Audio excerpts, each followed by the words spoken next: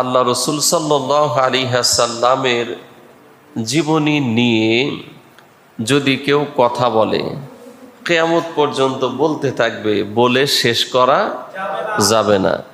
আল্লাহ রসুল সাল্লাল্লাহু আলাইহি ওয়াসাল্লামের জীবনী নিয়ে যদি কোনো লেখক লিখতে থাকে এবং তার পরবর্তী প্রজন্ম ওই ধারাবাহিকতা রক্ষা করে, কিয়ামত পর্যন্ত লিখতেই থাকবে, কিন্তু আল্লাহ রসুলের জীবনী লিখে শেষ করা যাবে না।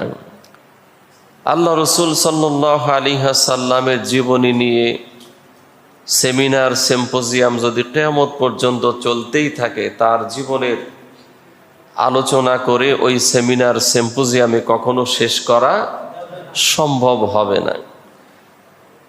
আল্লাহ রসুল সাল্লাল্লাহু আলাইহি ওয়াসাল্লাম শুধুমাত্র কেবলমাত্র আমাদের জন্যই ছিলেন না, গোটা জগৎ সমূহের জন্য ছিলেন। বলেন আলহামদুলিল্লাহ। আল্লাহ তাআলা যেমন গোটা সৃষ্টির জন্যে রব, ঠিক তদ্রূপভাবে রসুল করিম সাল্লাল্লাহু আলাইহি ওয়াসাল্লাম গোটা সৃষ্টির জন্য রহমত। কান সুবহানাল্লাহ। আল্লাহর কোরআনে কিন্তু আল্লাহ এগুলো সব খুলে খুলে বলেছেন। আল্লাহ রাব্বুল আলামিন কোরআনুল কারীমের সর্বপ্রথম সূরা সূরাতুল ফাতিহা এর মধ্যে সুন্দর করে জানিয়েছেন আলহামদুলিল্লাহি রাব্বিল আলামিন।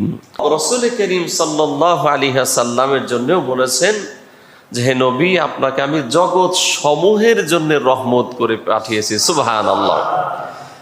আল্লাহ রাব্বুল আলামিন বলেন ওয়ামা আরসালনাকা ইল্লা রাহমাতাল লিল আলামিন।